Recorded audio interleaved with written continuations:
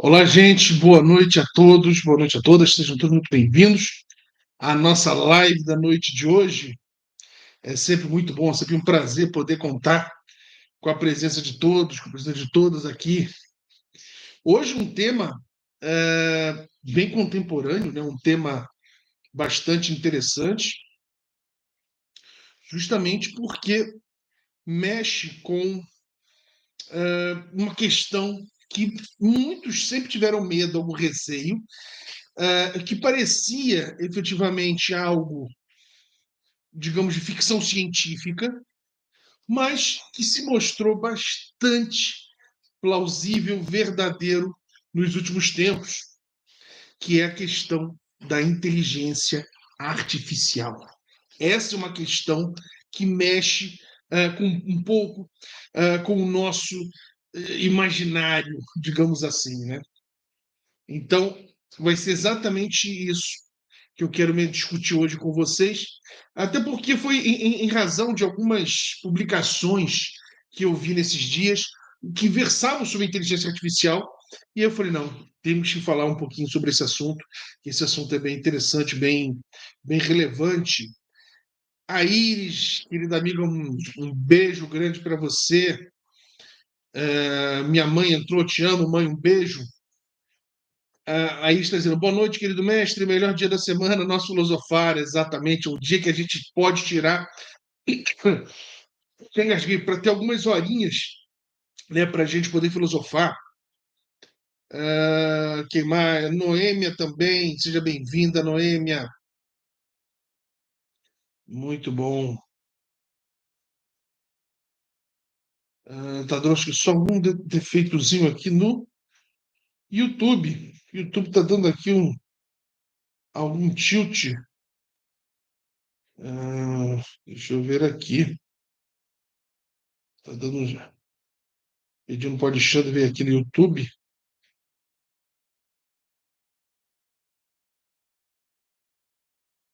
Mas já vamos resolver isso.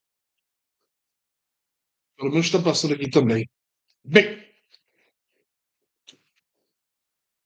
né, o bom de ter esses dois é, é isso, né? É sempre bom que a gente tenha essas duas possibilidades para a gente trabalhar. Eu pedi aqui para a dar uma olhada. É, e como é que surgiu, né? Essa questão? A Luana também entrou agora. Beijo, meu amor, te amo. Essa questão surgiu. Conversando com o Alexandre sobre né, da semana, do Hipojudo Educacional, sobre algumas questões envolvendo ah, diversos temas e tal, até que o Alexandre me mostrou uma inteligência, uma postagem, né, onde a inteligência artificial ela colocou fogo só apenas na Torre Eiffel. Apenas isso. Colocou fogo na Torre Eiffel. Imagina a confusão que isso daria, fogo na Torre Eiffel.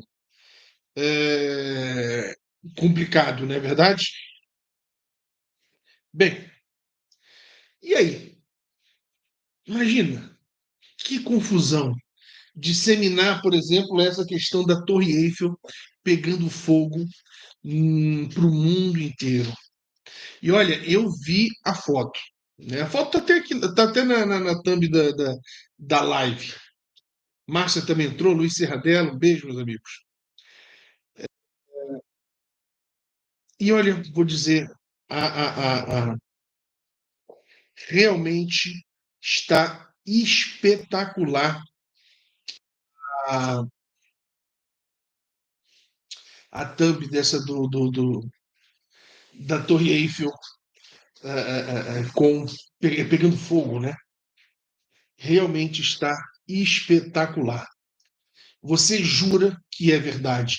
E foto assim envolvendo com bombeiros, né? Foto assim realmente incrível, né? Fotos muito fortes que sem brincadeira na primeira olhada, eu sabia que não era nada, né? Porque eles já tinham falado, mas na primeira olhada, a primeira coisa que passou a cabeça é: caramba, tá realmente pegando fogo. Portanto, impressionante, né? E aconteceu um outro caso também, que meu cunhado me encaminhou nesses dias, que foi um caso bem interessante, né? Uma senhora relatando que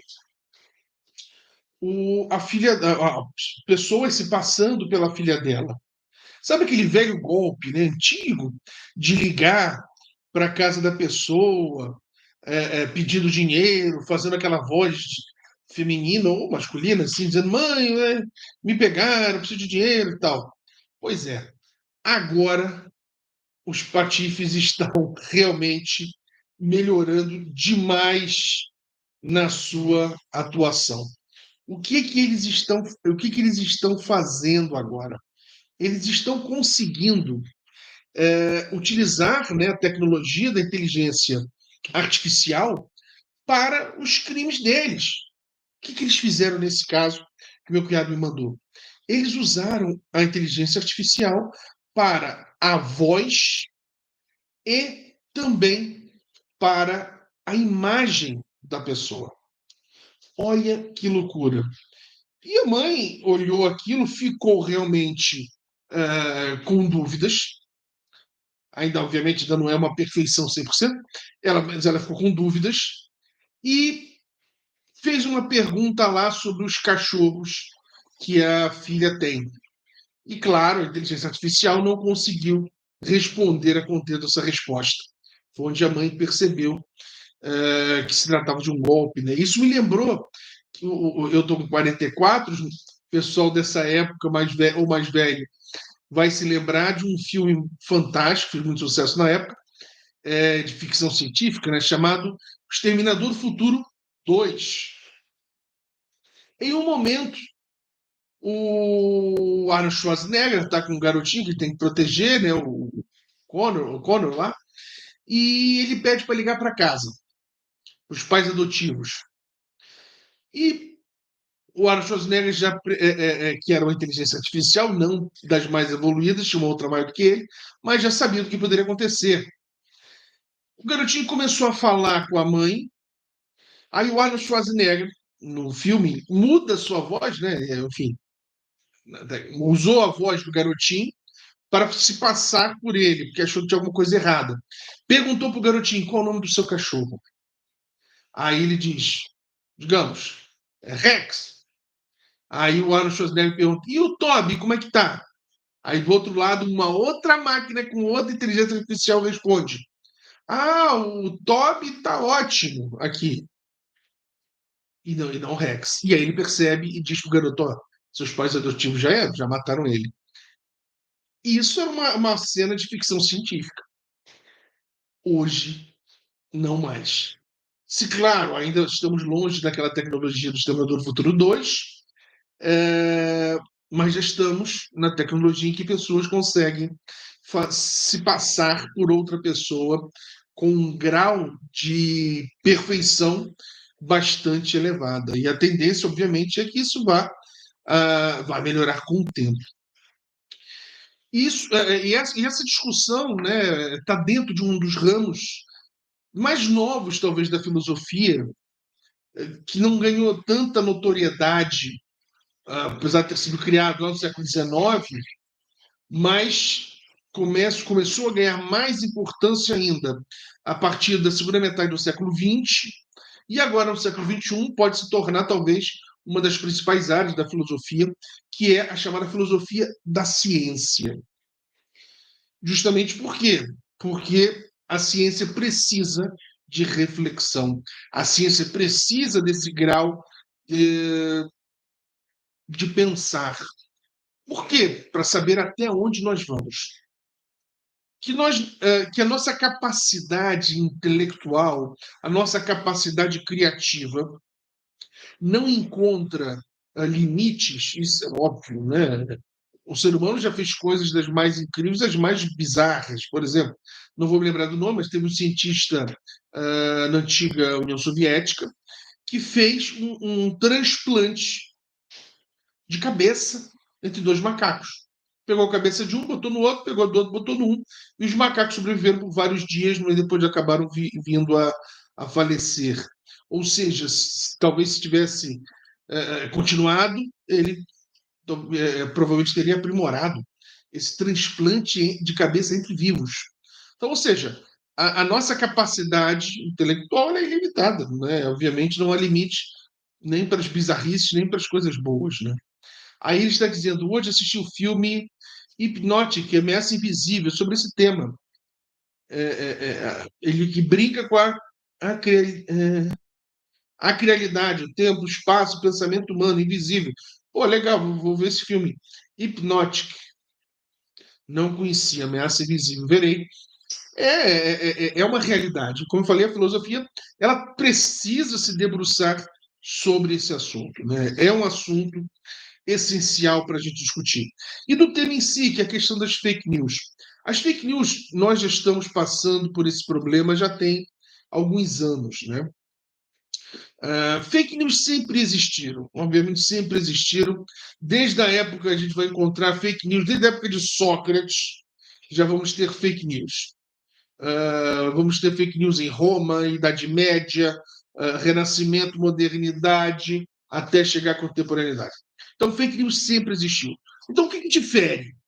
O que difere é que a fake news, a partir talvez da segunda dessa no final da primeira década, podemos dizer assim, meio para o final da primeira década do século XXI, as fake news se tornaram um mecanismo, se tornaram uma metodologia muito utilizada na política, mas também em outros ramos, né? Por exemplo, em relação a guerras. Hoje vivemos uma guerra de informações. De um lado, vamos ter informações dadas, por exemplo, pela Rússia, da outra, da Ucrânia. De um lado, Israel, do outro lado, o pessoal do Hamas, terroristas do Hamas. Ou seja, uma guerra de informações cuja ideia é justamente levar as pessoas a acreditar naquela verdade. E aí nós voltamos a uma das discussões mais antigas da filosofia, que vai estar presente em praticamente todos os ramos, mas é uma das mais antigas. Qual é? O que é a verdade? Será que existe a verdade absoluta? Será que a verdade ela pode ser relativizada? Se sim, até que ponto?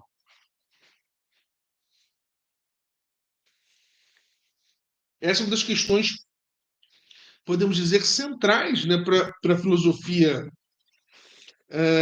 contemporânea também. Algo que não é novo, mas que continua sendo central. E em termos de fake news, claro, isso se torna ainda mais relevante, mais complicado, mais difícil ainda. Por quê? Porque a tecnologia está permitindo, com um grau tornando aquela informação praticamente fidedigna, difícil até da gente não acreditar. Então, hoje, quando você, por exemplo, vê um vídeo de alguém, você tem que tomar cuidado para ver se esse vídeo é verdadeiro. Também conversando com o Alexandre esses dias, ele me falou que estava dando confusão nos Estados Unidos, vídeos, obviamente fakes, da Taylor Swift, aquela cantora que teve aqui no Brasil, muito famosa e tal, nua,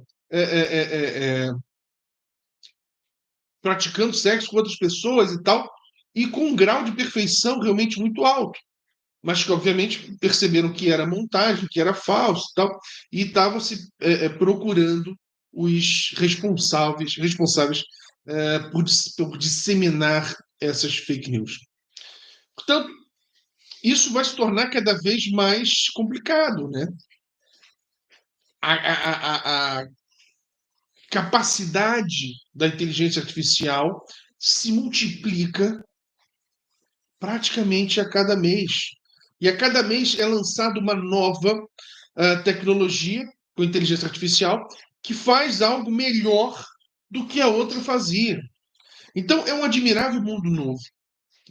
E cabe a nós que gostamos de filosofia refletirmos sobre esse assunto, pensarmos, ah, tentarmos imaginar quais os limites que devem ser impostos, discutir uma legislação que possa punir a contento aquele que dissemina fake news, porque talvez possamos ter uma verdadeira avalanche, explosão de fake news nos próximos anos.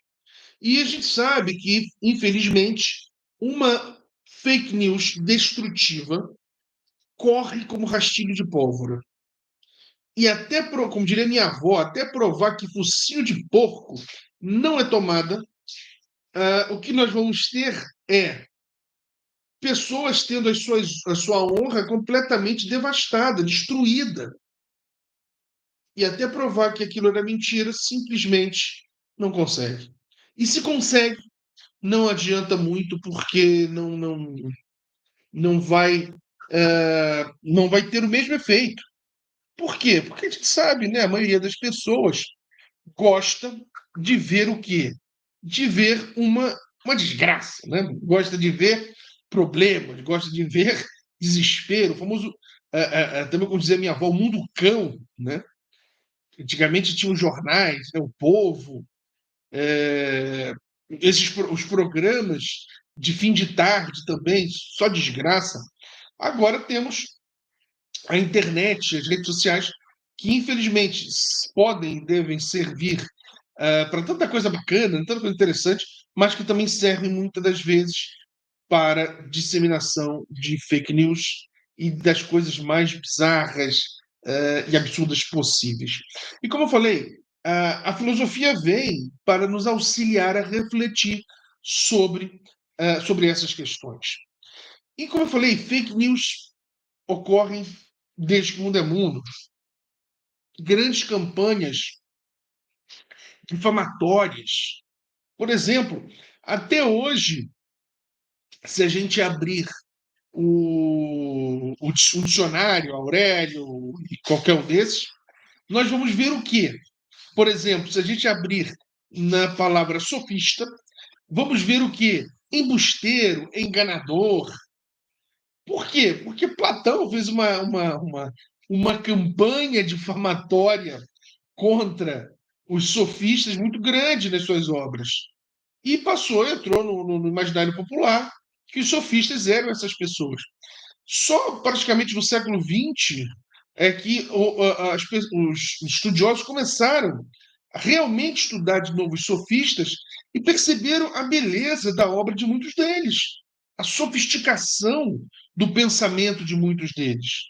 O mesmo aconteceu, por exemplo, com Maquiavel. Até hoje nós pegamos a ideia de que Maquiavel, né, de que alguém maquiavélico é alguém velhaco, alguém que não tem escrúpulos, que não tem limites para alcançar um objetivo, não é verdade? Quando você lê a obra de Maquiavel, não é exatamente isso que Maquiavel fala, não. Maquiavel simplesmente ele faz um retrato do que sempre foram a maioria dos reis e príncipes e afins, né? E apenas ele rompe com uma ideia de uma moral cristã católica. E por causa disso, a igreja faz também uma das maiores campanhas difamatórias contra uma pessoa, não é verdade? Ou seja, muita fake news. Portanto, fake news é algo comum, mas hoje o grau de perfeição é que realmente nos leva a, a nos preocuparmos. Né? Realmente nos leva a nos preocuparmos.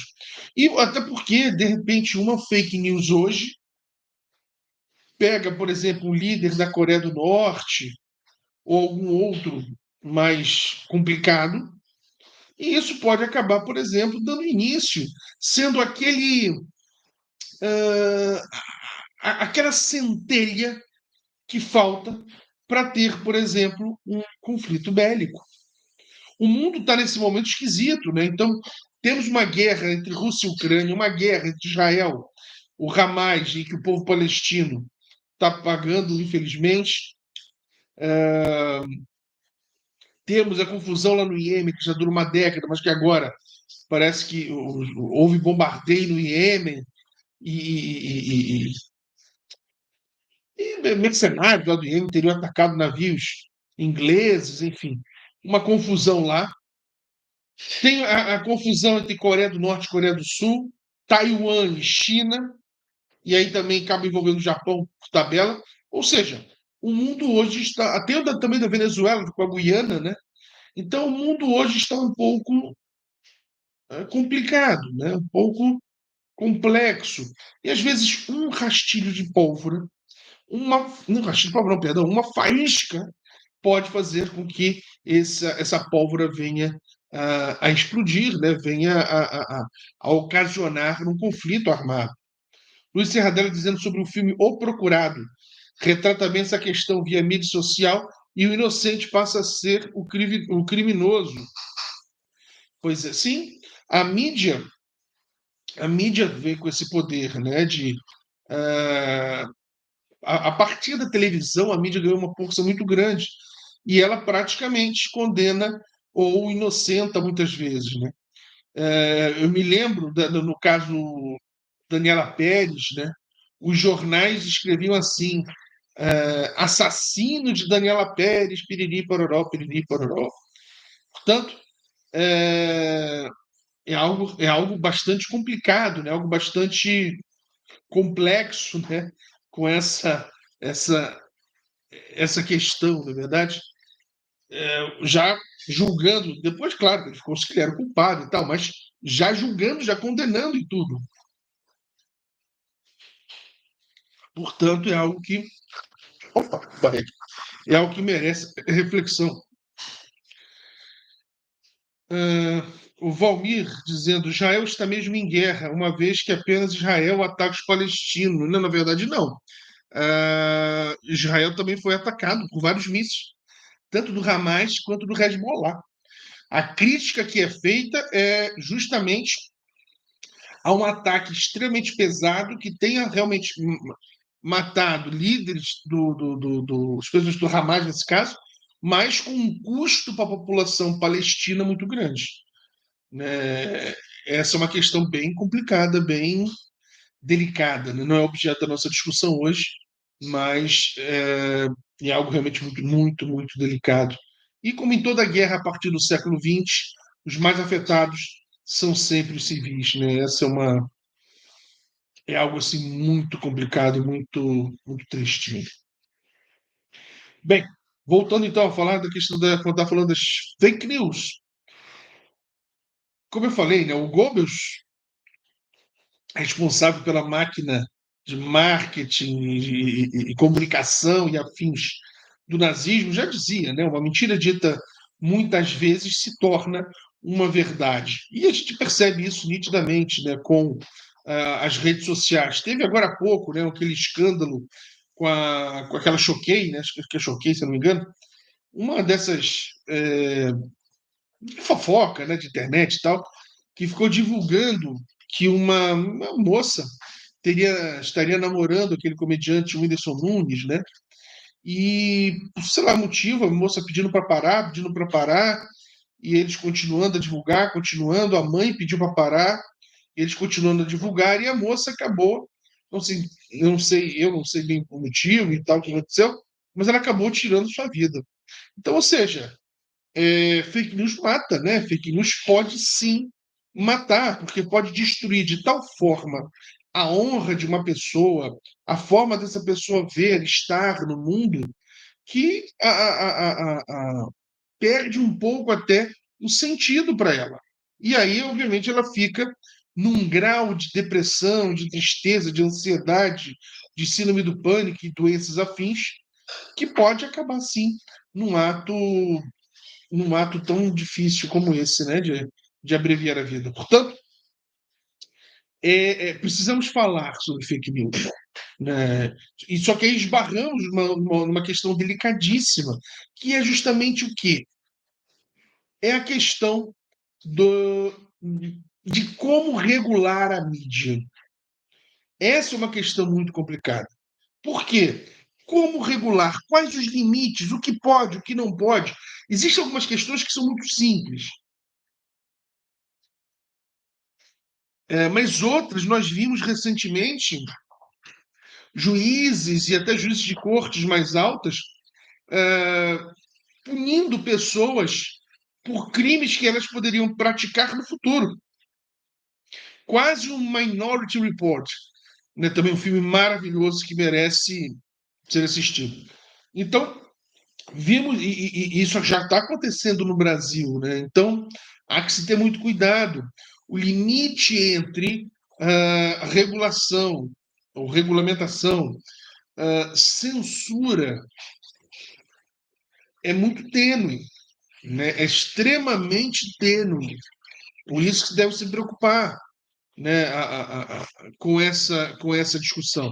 Extremamente tênue, e o que a gente tem visto é, em muitos casos, uma violência muito grande em termos de ingerência do Estado via Poder Judiciário na vida do seu cidadão, especialmente quando são opiniões contrárias, na é verdade?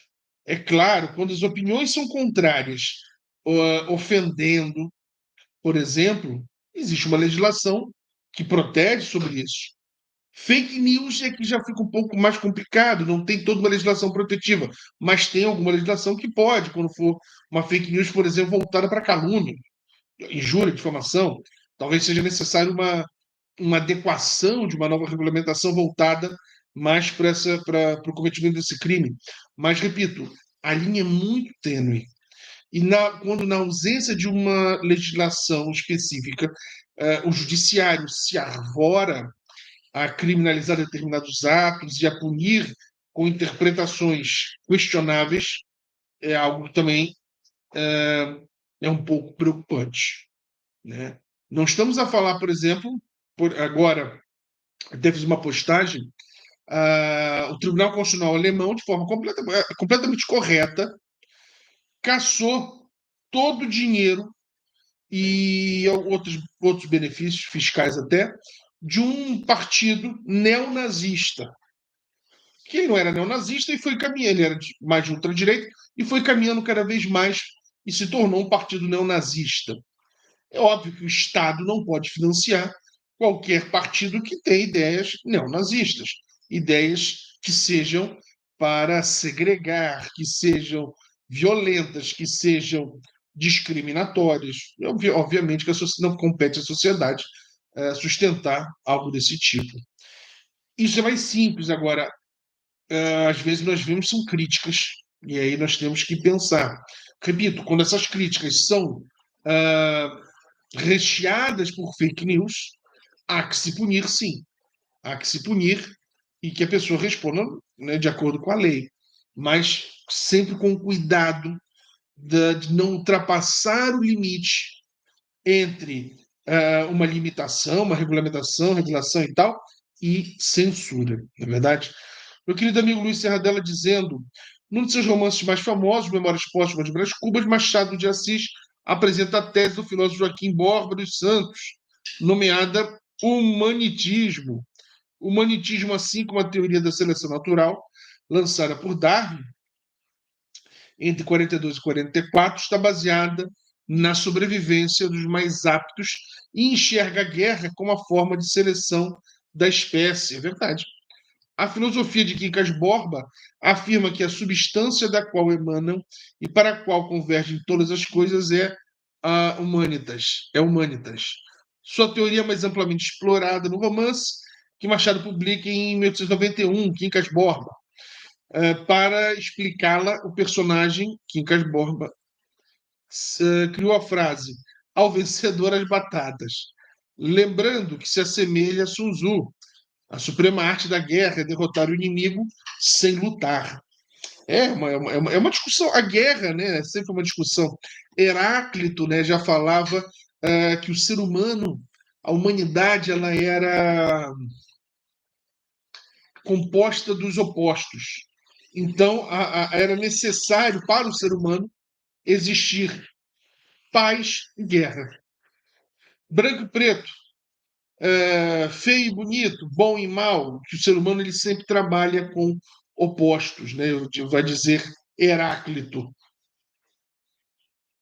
Mas de uma forma ou de outra, né? Voltando ao nosso tema, que é a questão das fake news, né? Que eu sempre falo, né? Brincava sempre com meus alunos fizeram até uma figurinha, um emoji, né, para mim brincando, em que eu estou lá dizendo nada está tão ruim que não possa piorar. E em relação às fake news, é a verdade, né? O que já estava extremamente ruim ficou pior com, então, a inteligência artificial. Tudo ficou mais complicado, mais difícil a percepção. E eu fico imaginando isso também no futuro, por exemplo, ah, em processos judiciais, por exemplo, fico imaginando provas que possam ser fraudadas.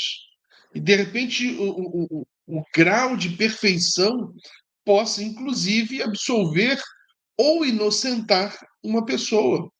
Não acho que estamos longe desse tipo de tecnologia, né? O que antigamente a gente olhava assombrado para os jogos, para quem gosta, né, de videogame, PS4, PS5 e outros jogos, hoje você já está praticamente na palma da mão com esses aplicativos de inteligência artificial, né?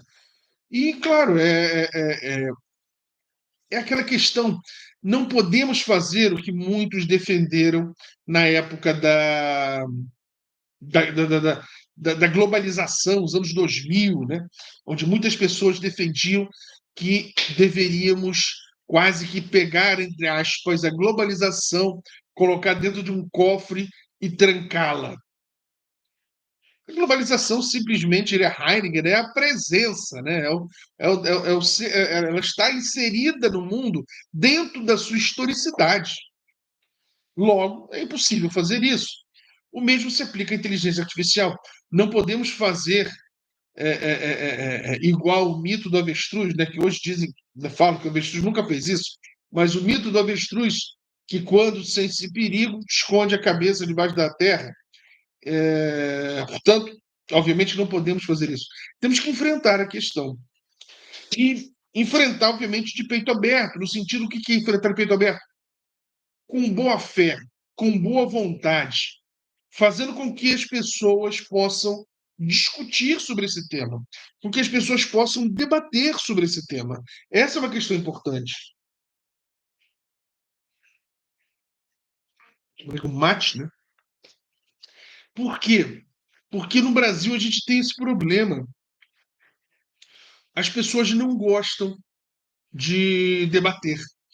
Se você não, se a outra pessoa não concorda com você, você afasta a pessoa. Isso a gente vê muito, é muito comum, é uma prática muito comum no Brasil, essa dificuldade em respeitar o pensamento do outro. Você não precisa concordar, claro, sempre dando uma razoabilidade. Se outro vier e falar o seguinte, você é inferior por causa da sua cor da pele. Claro, você é um imbecil, isso você não pode respeitar esse pensamento. Ah, agora, posições econômicas, muitas delas políticas, sociais, jurídicas, essas sim merecem ah, uma reflexão e merecem o debate, né? Acho que o debate ele é sempre necessário. Como eu falei, no Brasil existe essa dificuldade de se debater, ah, porque acredita-se que no debate um tem que sair convencido. E não, a ideia do debate não necessariamente é essa. A ideia do debate é que as pessoas que têm opiniões divergentes tenham espaço para, de forma honesta e com boa fé, apresentem os seus argumentos. Isso já dizia Habermas lá nos anos 80. É necessário a gente ter esse espaço na polis, né, na sociedade, para que as pessoas tenham essa possibilidade de expor o seu entendimento, não é verdade? Essa é a questão. Mas, como eu falei, existe essa dificuldade. Né? Existe essa dificuldade em respeitar o outro, em tolerar a outra posição, sendo que isso, obviamente, é necessário e essencial. Aliás, para isso surge a democracia na Grécia. A democracia surge justamente para evitar conflitos, violência. Nasce para que o vencedor, em termos de retórica e oratória, aquele que convencia o maior número possível de cidadãos, saísse vencedor da disputa sem que as pessoas precisassem se matar para isso. Luiz Serradella aqui no Instagram está dizendo: o STF recebe propostas de uso de inteligência artificial para agilizar serviços. Os protótipos foram apresentados ao presidente do Supremo, ministro Barroso, durante evento no Museu do STF. Isso, eu li também isso, Luiz. Isso já vai ser uma realidade, né? Já é uma realidade nos escritórios de advocacia, né? Até porque a gente sabe que a enorme maioria dos processos são repetições, né? Na chamada advocacia de massa. Então, nem tanto para pessoa física, mas quando se advoga para empresas, né, empresas que trabalham com direito do consumidor, direito bancário, planos de saúde de uma forma geral, enfim, existem algumas áreas no direito onde as questões se repetem, mas o volume é muito grande. O volume é muito grande. E a inteligência artificial ela chega realmente para ajudar em alguns aspectos, sem dúvida nenhuma. Agora, o risco de uma inteligência artificial para o judiciário é a inteligência artificial ela própria julgar. Porque isso inverte toda a questão hermenêutica. Quando a inteligência artificial passa a julgar, ela normalmente vai julgar a partir do que o juiz quer, e não a partir do que é o certo. Não acredito que a gente vá avançar e consiga encontrar esse grau de perfeição hermenêutica. Então, na verdade, o juiz decidiu o que ele quer decidir e vai falar o seguinte para a inteligência artificial: olha só, fundamentos para isso, isso, isso, isso. E ela vai dar vários fundamentos. E aí permanecemos no problema que nós temos hoje, em termos jurídicos, que é o juiz decidir primeiro e fundamentar depois. Buscar fundamentação a posteriori, o que hermeneuticamente é incorreto. Onde primeiro você deve encontrar o sentido correto, ver o sentido correto das coisas, para só depois você efetivamente decidir. O que acontece é, eu decido e depois é que eu vou buscar os fundamentos. Então, é algo realmente muito preocupante, né? O Luiz, pode uma máquina agir inteligentemente? Pode resolver qualquer problema que uma pessoa resolveria através do raciocínio? Eu entendo que sim. Penso que plenamente. Só tem um problema nisso, Luiz. Nós não somos apenas razão. E cada vez mais a neurociência prova que nós não somos apenas razão. Que, aliás, somos pouco razão até, que a maioria das nossas ações nós não agimos de forma racional, e sim o nosso intelecto, nossa mente, ela nos engana para que a gente ache que estamos realmente julgando de forma racional. Então, por isso que eu sempre falo, a teoria kantiana ela é muito boa. Ela poderia funcionar se fôssemos apenas uma inteligência artificial. Só que nós não somos. Por isso não pode dar certo. Né? Então, quando a gente continua apostando só na racionalidade, que a razão é que vai resolver todos os problemas. E eu acho muito pouco provável.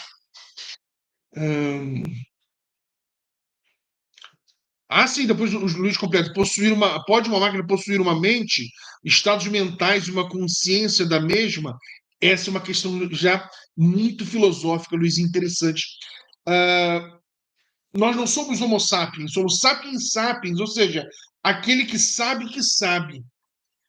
Será que uma máquina será capaz de saber que sabe, assim como o homo sapiens sapiens? É interessante, né? E Luiz, pode uma máquina possuir é complicado. E aí voltamos a Descartes, como o Luiz fala, né? Penso, logo existo. Exatamente.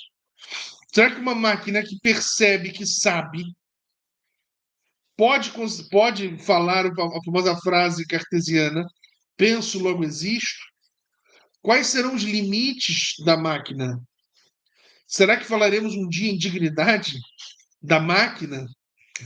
Todas são questões envolvendo a inteligência artificial, né? Como eu falei, a inteligência artificial ela chega para o bem e para o mal, como tudo no mundo. Tudo pode ser usado para o bem e pode ser usado para o mal. Infelizmente, o ser humano usa para os dois lados. A bomba atômica que mata salva vidas. A, a, a, a, a radioatividade, né? Então, essa questão é uma questão que merece nossa reflexão. Os próximos 3 anos serão muito interessantes para discutirmos e pensarmos essa questão. O que nós esperamos, o que nós queremos das máquinas, né? Eu acho que, e além disso, Luiz, cada vez mais acredita-se que nós, Homo sapiens sapiens, já começamos a entrar em extinção, que nós já vamos ser uma espécie nova que vai ser criada, que mistura o homem, em termos físicos e mentais, com a máquina. Seremos ciborgues. Então, acredito que haverá uma interseção entre mente humana e inteligência artificial para máquinas, para tudo isso. Essa é uma questão também que se discute, não é verdade? É,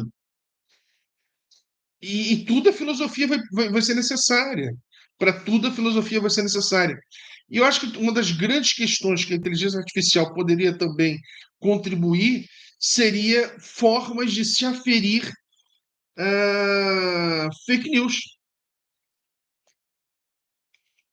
Se aferir se algumas questões são verdadeiras ou não. O problema é que existem algumas questões que não são com base em fatos, mas são com base em interpretações. E aí? Uma coisa é, eu fiz uma fake news dizendo que, para usar um exemplo que o pessoal do direito dá muito, que Caio matou o Tício. Usei uma fake news. Ok, é um fato, dá para perceber e tentar anular. Mas e quando não é um fato, mas é uma interpretação? Já dizia Nietzsche, o problema da verdade não é a mentira, mas as interpretações. O que nós fazemos quando for esse o problema? Quando não der para dizer isso é o bem em si ou o mal em si, mas e sim o que é bom para mim ou mal para mim, como diria Nietzsche. E aí? Quem vai dizer o que é fake news e o que não é fake news? Quem vai ter esse poder de dizer o que é certo ou errado em termos éticos e morais? Quem é que vai poder apontar o dedo e falar: ó, sua cultura é inferior à minha,